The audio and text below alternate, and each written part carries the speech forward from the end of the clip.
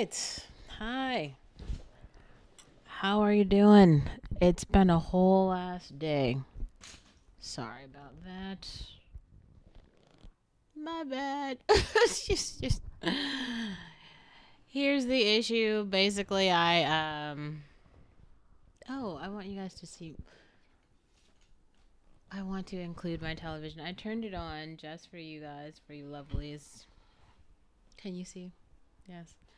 I like to just like stare at that and just like watch it go. I had to have a drink tonight. Like I haven't. It's this is actually my mom's favorite wine. I still don't like her, but it was on sale. So okay, I kind of made a list tonight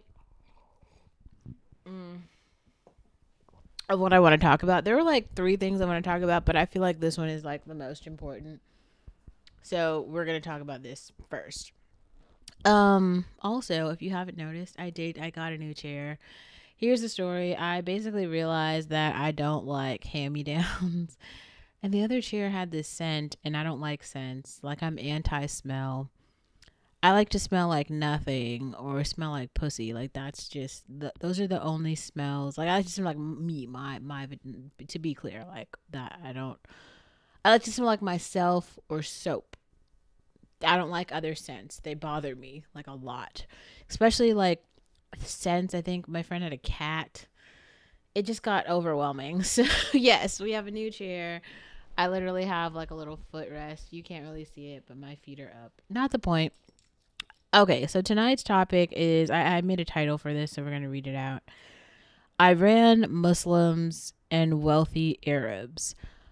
I want to be clear here. I'm going to put some I'm going to put the links to some videos in the description box so that if you're confused and you think that I'm like either making this up or you want more like information about this, you can kind of find it to get the context where I'm coming from, because I've tried to be clear about this. I don't sit here and try to pretend like I am the most informed on this topic. Honestly, I have known that there was an Israeli Palestine like conflict for a very long time. It doesn't relate to me at all though, because like I'm not Muslim, I'm not Arab, I'm not Jewish. I'm not even really religious. So the land, the religion, all of like I grew up Buddhist and maybe a little bit Christian. So just all of that is like completely out of my worldview altogether. But I knew that there was an issue, but I was the person who was like, I don't have enough information to even say anything. Now, the thing that I've learned since basically, I guess it was October 7th when the bombing happened, is that a lot of people have been doing research on this. There have been Palestinians, Israelis who have written books. They are PhD researchers. It is unfair at this point to say, like, if you want to be informed, go read their books. Like that list by Dr. Something Something, it is floating around. I put it in the link to my description box of some of the videos many times. Like, you can read about both sides, okay? Now, I want to talk about kind of the other side for a second. I empathize with the Palestinian people because I understand the struggle from my own lived experience as a Black American. It is very important to like, for me to start there because, my own lived experience, and I feel like the experience of so many Black Americans is trivialized mostly because like they want to point to particular like, role models, leaders of the movement.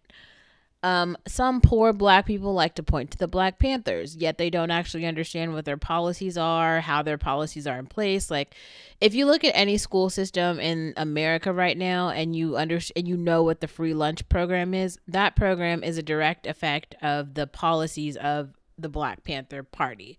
So people who are like anti-socialist and anti-Black Panther Party are also against like the free lunch program, which is it's like a federal national program at this point. So I mean, there is a literal war on poor people, and Martin Luther King was also a person who like he had an anti-poor people movement. Like that was a part of his platform.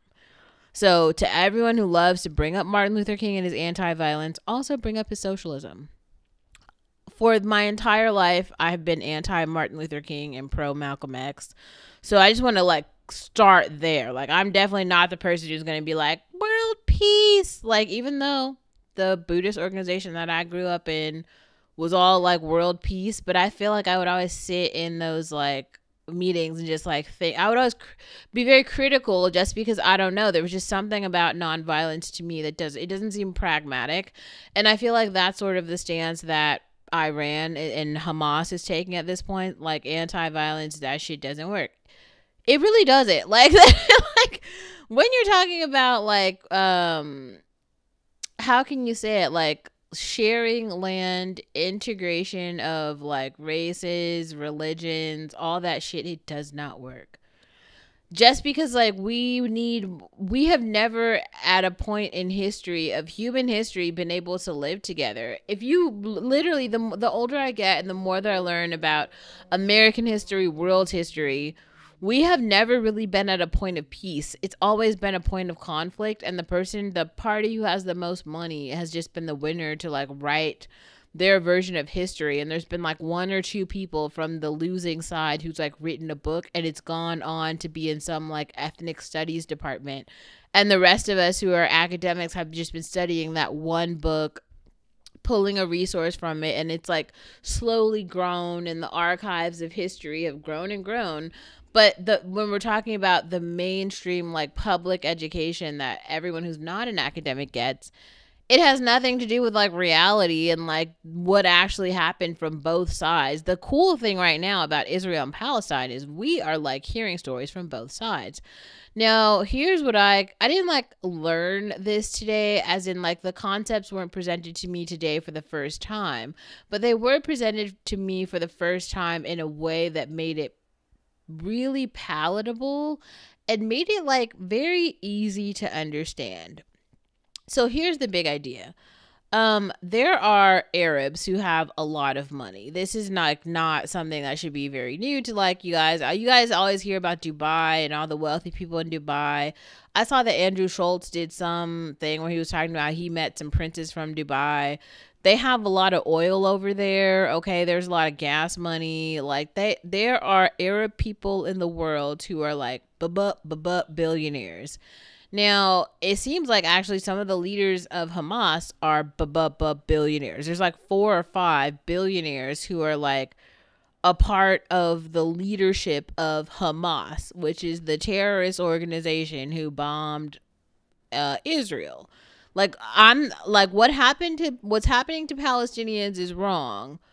But like, don't be confused about like what happened to, it wasn't just Israelis. Like what Hamas did was bomb, like it was like a music festival. They were killing Americans, Germans. They killed everyone who was just like on Israeli land.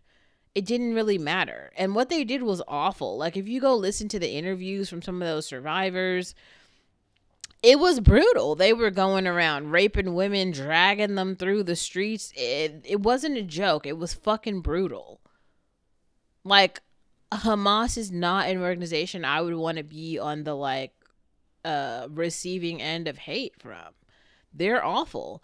And here's the thing I saw today that I thought was very interesting. So, Ben Shapiro made another video where it's like he has some segment that's about facts. And he was talking about the Western world. And now this is something interesting, and this is from my own life, right? I don't know what the hell it is, but anytime I work in fine dining, I always get like a customer who's like, wow, like, you're so beautiful. You're so intellectual. You should go to Israel. And I'll be like, what the hell? Like, what? I'm sorry. I'll make it very clear. I'm like, I am African. People always ask me this. They're like, oh, where are you from? Like, where are your people from? And I'm like, oh, I'm African. I'm from Ethiopia. And they always have some story about Ethiopia, which is funny. I'm going to make another video about this because this literally happened to me yesterday again. So there's this like a CNN reporter. Her name is something Solomon. And she's clearly like Habesha, but my customer was telling me all about how she's so great. She says she's so beautiful. Like, oh, there's like Habesha women. They're so gorgeous. They're just drop dead. Oh, she's so smart. Oh, she's so great. All these things. And I'm like, yeah, I know. Thank you so much. You know, it was just really funny. And he just goes on and on. He knows all the thing about history. He had like a whole app where he was learning Amharic. And this was like a Jewish guy, which I thought was very interesting. I was like, wow, he knows all these things about Ethiopia. He even knew about like King Solomon and his wife. I was like, wow, like this guy like legit knows like African history. That was fascinating. Like, you never hear that from Americans, like especially not like literal like continental Africans who are just in America. Like, they, most of them, not to be shady or anything, they just don't know anything about African history. So anyway, this guy did, and I was like, oh wow, that's very cool. But they like, I get it like so often from like Europeans. I'll be like, you should go to Israel. You should go to Israel. Like, I guess if they think you're like an upstanding, like, you know, African person, they're like, we would love to have you in Israel. Please go to Israel. Like, shoot, like another, I had this from like 3 different like couples. They were like, yes, no, like they were talking about the education programs in Israel, and they're like, they're so great. And I'm not doubting them. Like, I went to like look some of them up. They do look wonderful. Like, Israel seems like a wonderful place, but like, for me, in my personal opinion, I think that Israel should be a place for Jewish people. Like, I personally don't see a problem with that. I guess what I do, like, in my personal opinion, I think that the most plausible, the most pragmatic solution would be to find a way to have some part of the land be Israel and some part be Palestine. And from what I understand, the Israeli government felt that way as well, and they tried to implement some solution that had that happen. Now, somewhere in the implementation of that, we got down to this like police state, though, where Palestinians are like second-class citizens and they aren't able to roam free, and it's just, it is not this like free state where, you know, Palestinians are thriving and Israelis are thriving. It isn't that. And so the problem I have with that document that is suggesting that all the Palestinians go to Israel is that that's forced, it's genocide, and it's moving, it's displacing people. Like, the Palestinians have a right to the land as well. They have a right to some land, and it sounds like right now it's the Gaza Strip. So Hamas in particular, how can I say it? I feel like Hamas is an incubation of something larger. I personally cannot support any sort of Muslim or Arabic thriving. And it's just because I feel like at the core of the religion is it's anti-feminist and it's anti-black. There are multiple examples of Black Ethiopians who were fleeing impoverished parts of Ethiopia where Arabs just killed them. And that was like 2 or 3 weeks ago. That wasn't very long ago. So as an Ethiopian, I obviously am not going to be supportive of Arabs. Is it a joke? No. Like, I don't support that. I also don't support like Islam or the Muslim faith, because I honestly feel like it's like anti-feminist. Like, it literally is it encourages the dehumanization of women. Don't get me, I think that women and I'm just going to be honest here, I feel like the reason that women are wearing hijabs in those parts of society is not simply to say like, I am pure, I am of the faith, because we have an example of like Christianity where women are wearing dresses, skirts, jeans, whatever they want to wear, and they don't need to be like looking like the Dark Knight, you know, to walk outside. But in the Arab faith, I feel like there's something about like having to survive the developing world and having to live amongst almost like barbaric men, where the only way to indicate to them that you are like of the faith, like you can't just wear a purity ring or a cross. You'd have to be like, you can't indicate any part of your femininity, because those men are so accustomed to like rape and barbarianism that like just being female is enough to indicate rape, which is why like you're actually seeing it now. the biggest parts of the almost like barbarity, that's not a word, but like the real like bullshit of this war is watching them not watch like hearing stories of what they're doing to women. They're like just raping, dragging through the streets, like killing children. They're taking these already extremely marginalized groups and they're playing into the like our greatest fears, our greatest horrors. And they're just doing it because like I guess that is the way that they indicate power. But who are they trying to have power over is one thing that I wonder. I wonder if this is a bigger strive for like almost the eradication of the ideals that have come from the West. And I think that women all over the world should be aware of this because in the developing world right now, like in Afghanistan and many parts of Africa, I've talked about this before and I want to be very clear. In the African community, we have a really big problem with FGM, which is like female genital mutilation. I've talked about this on this channel before. Like, the reason that I push so hard and I advocate so hard for Leah Kibiti is because she is an Ethiopian supermodel who literally was an actress in a movie about another Somalian woman who walked to fucking like Europe from Somalia through the desert as an 11-year-old after she had to go through FGM, which is literally this awful process of like cutting off the clitoris of a woman with a fucking tree stem, okay, and then sewing up her vagina so that she's pure. Like that shit is brutal. That's brutal. It's brutal. It's basically saying like women don't deserve to have any pleasure during sex and women are only like birth canals for babies. That's bullshit. That's bullshit. That is patriarchy at its finest, and that's disgusting. And many like Muslim men and men who are of the Muslim faith all over the world, and let's be clear, there are a lot of Muslims in the world, a lot. And they believe that shit like the Bible. Like a lot of them believe like a lot of the stuff that they do in this life, they're doing it so that they can be reborn again with 100 virgins or some shit like that.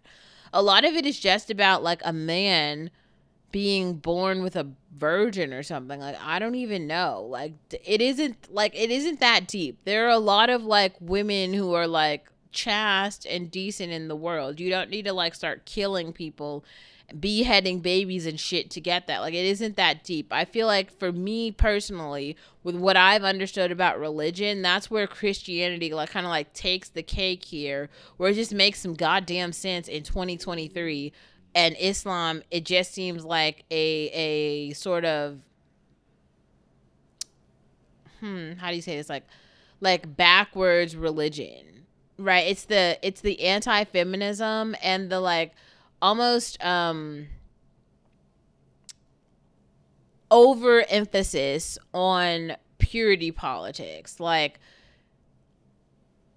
unfortunately, in this world, there just aren't enough women. And you can see this in the Asian community where they have this thing where they believe that, like, basically having a male child was better than having a female child. So many families aborted female children. So now there's all these male children born and, like, literally not enough female children born. So they don't have, like, equal partnerships. And now, like, there's this thing where there's, like, a birth decline. There's all this shit because they just devalued their women, which is, like, insane. Just imagine being an American and actually feeling like a female didn't have value. This is where, again, Christianity takes the cake. Like, it just really emphasizes the need for man and woman.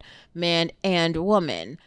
I mean, I feel like I've kind of been getting at this on this channel for a while, but it's the reason that I feel like this is the problem with the Black American community.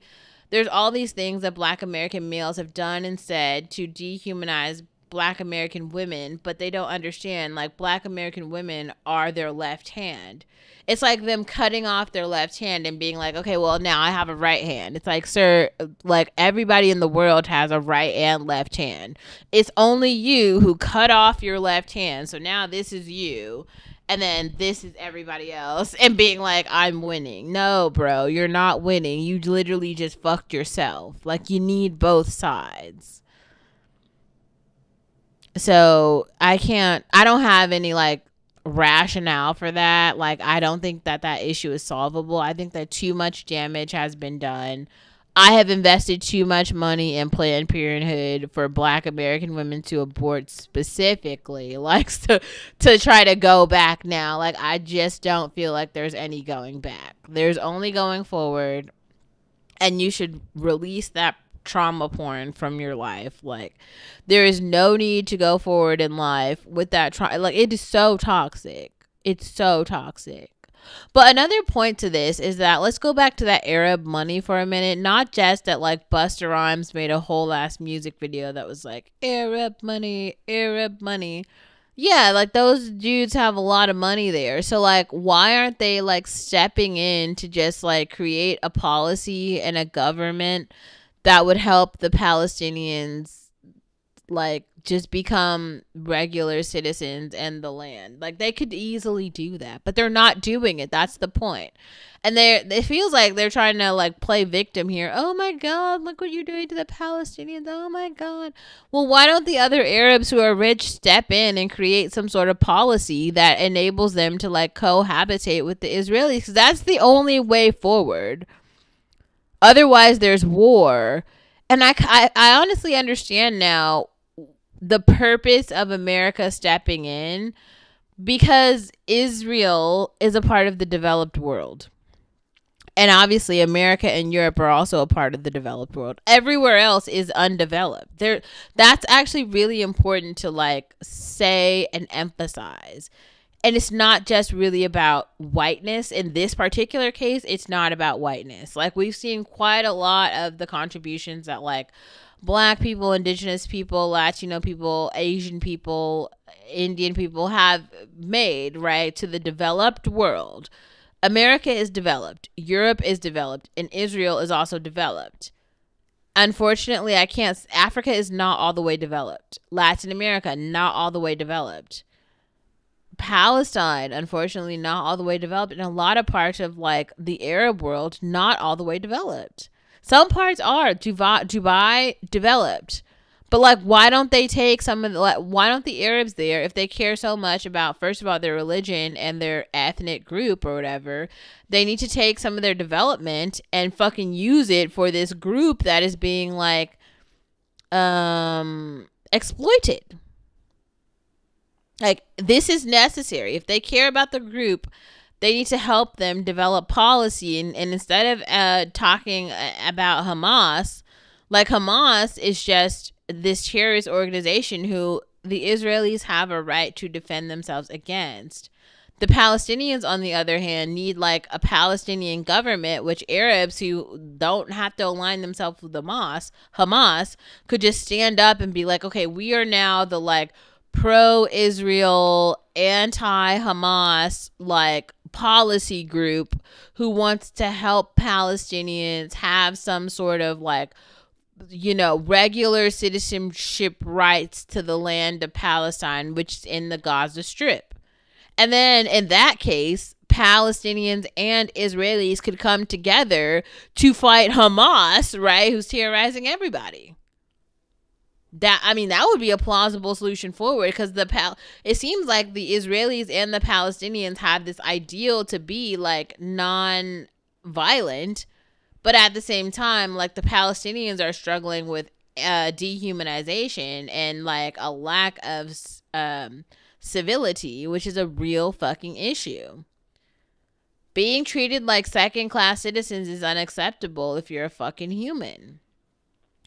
And now, weird part about this is it does feel like there has been an Israeli push to take those Arabs. The Palestinians are Arabs at the end of the day, and move them to another Arab part of the world, which is Egypt, which actually, like, initially when I read that, it felt wrong because, like, their land is being taken. But maybe it's right, because at least they're being put in a place where they're in close proximity with people of their ethnic group, and it can, like, separate the ethnicity. So therefore, like, anything that would at least during this time of war, maybe it doesn't mean that, like, all of Palestine is lost forever, But for right now, like if all of the Arab people who are in Israel, let's just call it Israel, are moved to Egypt and there's no Palestinians in Israel, it is very clear when Hamas is bombing Israel proper and who they are trying to attack. And so no more civilian lives are lost. Like for the short term, I actually understand now why that is a plausible solution.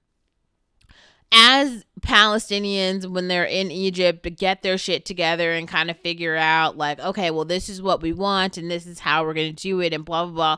They can create some policy and then bring it back to the table and maybe, like, you know, indicate how they're going to do that. But, like, Hamas right now is this problem group where they're trying to, like, I feel like in the end, like, Hamas is more of, like, a group that is trying to advocate for Arab and Muslim global domination, because they have actually said that they want to eradicate Jews from the face of the earth. And if I were a Jewish person, I would take that pretty seriously, because there are other groups like the neo-Nazis who have said that, and they weren't playing that. Like, the Jewish Holocaust wasn't a joke. And I mean, obviously, I feel like Black Americans empathize with Jews. Like, I personally empathize with Jews in this way that, like, I see them and I understand how they feel and how seriously they take anti-Semitism, because I take anti-Blackness the same way. I just feel like America in general does not, they don't take as seriously anti-Blackness as they do anti-Semitism. Like, the Jews in America have actually received reparations for the Holocaust, where Black Americans never have, and that's very weird because the Holocaust took place in Germany.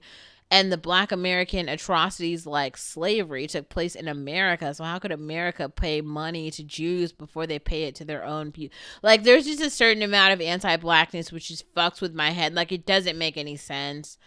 In terms of, like, equality and equity, like, that shit doesn't make any sense. It's very clear that, like, America doesn't care about Black people. Kanye West was right. Like, I don't care what anyone says. Like, America will never care about Black people. And I don't honestly think that's a fight that's worth fighting. I think that Black people should return to Africa, which is the continent for Black people. And maybe one day, like, when America realizes there ain't no more Black people left, they will create a pot of money, and then some Black people can come back. I don't know. Like, but, like, for right now, like, it's gone too far for too long with no reparations, and there ain't nothing left. Like, the pot is empty, the opportunities are lost. Like, all the people who are being born now, it's like having a bunch of poor Black Americans with no opportunity is ridiculous. That's an awful game plan. Having poor children in today's globalized economy is an awful idea. Solve your own fucking problems is a good idea. Like, solve your own economic problems. Try to, like, live the most decent life that you can personally live. That would be the best life strategy for yourself. Okay, because, like, at every point in your life, economics doesn't fucking quit, and you have to keep going.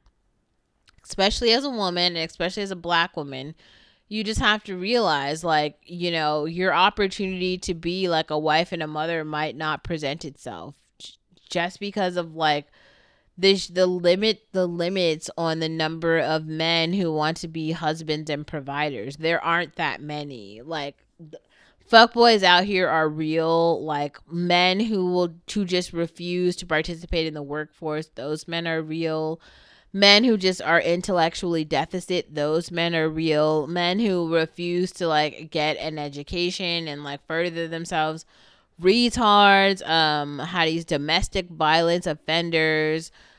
There's all these things, these ways that, like, men are just failing that are real. And I think you just have to realize that and just know that you might have to take care of yourself and just plan for that, because what else are you gonna do? Every year, like, as time moves on, you get older, so you might as well just be working toward a goal, which is, like, your own life, like the sustenance of your own life. And in reality, it doesn't require, like, that much. Like, you're gonna have to do something anyway. And at least, like, participating in society and, like, gradually working toward your own humanness, you like gain social skills. You understand more about the world. Your communication style gets better. You're going to be like well nourished. You can like shower and sleep decently. Like those are, I mean, let's not take that for granted. And then on Sunday, you can go worship however you please. And who's going to stop you? Nobody. Nobody's going to stop you.